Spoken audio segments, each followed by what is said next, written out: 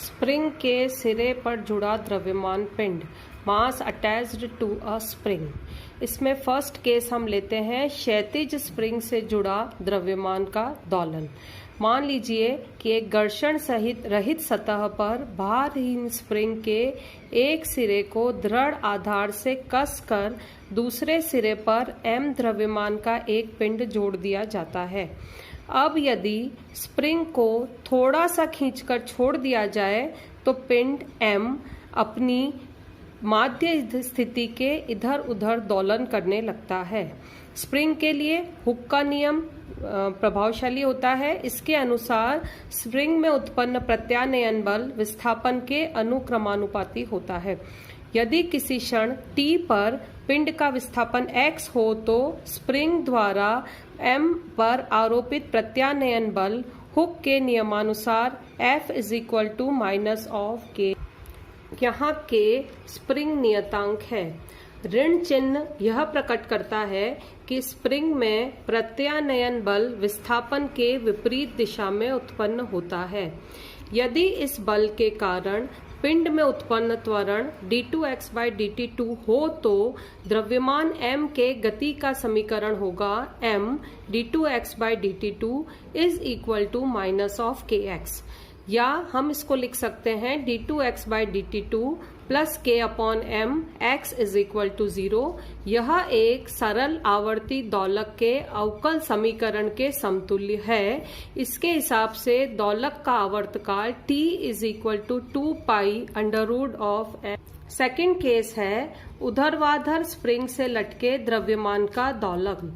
मान लीजिए इस तरह से हमने एक स्प्रिंग के एक हिस्से को ऊर्ध्वाधर सरफेस से कस के बांध दिया है और दूसरे सरफेस पर द्रव्यमान लटकाया गया है।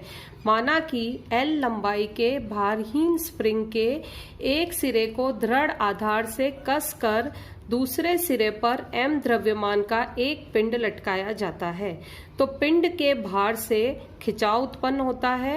माना कि इस खिंचाव के कारण स्प्रिंग की लंबाई में वृद्धि y0 होती है। स्प्रिंग अपनी प्रत्यावस्था के कारण द्रव्यमान m पर प्रत्यानयन बल ऊर्ध्वाधर दिशा में लगाता है तो हुक के नियमानुसार प्रत्यानयन बल विस्थापन के समानुपाती होता है। तो हम लिख सकते हैं प्रत्यानयन बल = -ky0। साम्यावस्था में द्रव्यमान m पर त्वरण 0 के बराबर होता है, अतः प्रत्यानयन बल = स्प्रिंग से लटकाया गया भार। तो हम लिख सकते हैं ky0 = mg, या हम लिख सकते हैं k = mg/y0। मान लीजिए ये है हमारे पास इक्वेशन नंबर 1।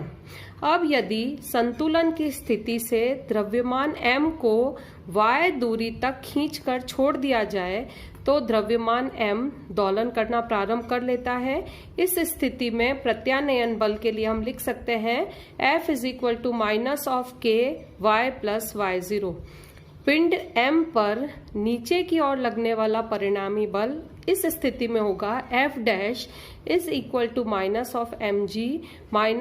-ky+y0। मान लीजिए यह है समीकरण नंबर 2। समीकरण 1 से k का मान हम समीकरण 2 में रख सकते हैं, या समीकरण 1 से ky0 का मान हम इस समीकरण में रख सकते हैं। तो समीकरण 1 से F' = ky0 -ky+y0, इसको सिंप्लीफाई करके ky0 -ky और वो हमें मिलेगा -ky। अतः पिंड के गति का समीकरण होगा m d2y/dt2 = -ky, या इसको सिंप्लीफाई करके हम लिख सकते हैं d2y/dt2 k/m y = 0। यह सरल आवर्त गति का अवकलन समीकरण है। इसलिए अतः द्रव्यमान m के पार्टिकल का आवर्तकाल t is equal to 2π√m/k और समीकरण 1 से k का मान रखने पर हमें मिलेगा t is equal to 2π√m/mg y0, या आप लिख सकते हैं √2π√y0/g। तीसरा केस है दो समांतर स्प्रिंगों से लटके द्रव्यमान का दोलन। मान लीजिए हमारे पास इस तरह से दो समांतर स्प्रिंग का कॉम्बिनेशन है और उनसे एक द्रव्यमान m लटकाया गया है। दो द्रव्यमानहीन स्प्रिंगों के सिरे को दृढ़ आधार पर कसकर दूसरे सिरे पर एक साथ द्रव्यमान m लटकाया जाता है। जब द्रव्यमान m को विस्थापित करके छोड़ दिया जाता है तो यह दोनों स्प्रिंगों के संपलित प्रभाव से दोलन करता है। जब द्रव्यमान को y दूरी से ऊर्ध्वाधर नीचे की ओर विस्थापित करते हैं तो दोनों ही स्प्रिंगों की लंबाई में समान परिवर्तन y होता है। यदि स्प्रिंगों के बल नियतांक K1 व K2 है तो और दोनों स्प्रिंगों के प्रत्यानयन बल क्रमशः F1 व F2 उत्पन्न हो रहे हैं तो हम लिख सकते हैं F1 is equal to minus of K1y and F2 is equal to minus of K2y। अतः द्रव्यमान m पर परिणामी प्रत्यानयन बल F is equal to F1 plus F2, दोनों को सम करके minus of K1 plus K2y या माइनस ऑफ KY। यहाँ K is equal to K1 plus K2 दोनों स्प्रिंगों का कुल प्रभावी बल नियतांक है। अतः समांतर क्रम में जुड़े स्प्रिंगों द्वारा लटके द्रव्यमान के दोलन में प्रभावी बल नियतांक का मान इन स्प्रिंगों के बल नियतांकों के योग के बराबर होता है।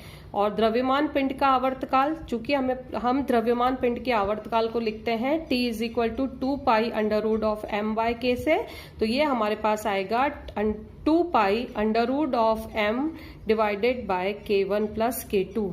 उपरोक्त दोलक के लिए अगर हमारे पास दो दोलक इस तरह से जुड़े हुए हैं ऊर्ध्वाधर सरफेस क्षैतिज सरफेस में और उन दोनों के बीच में एक द्रव्यमान m लगा हुआ है तो भी उनका आवर्तकाल t is equal to 2π√K1 plus K2 से बराबर होता है।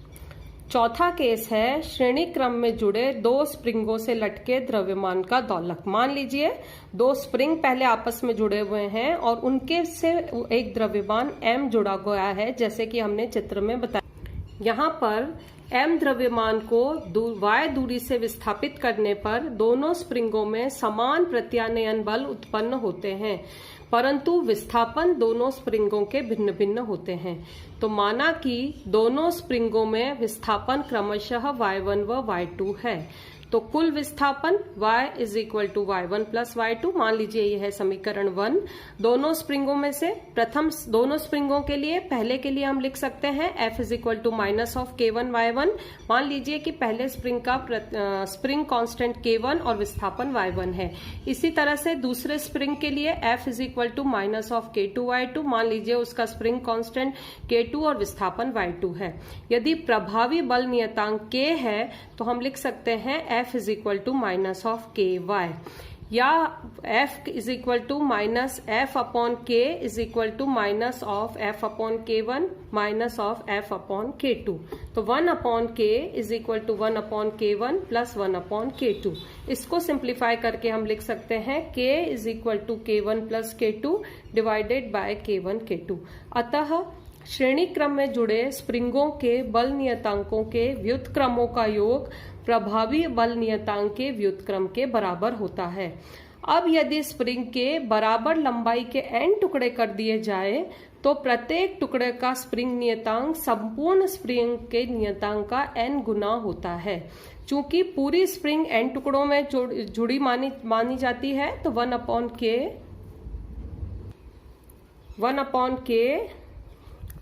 K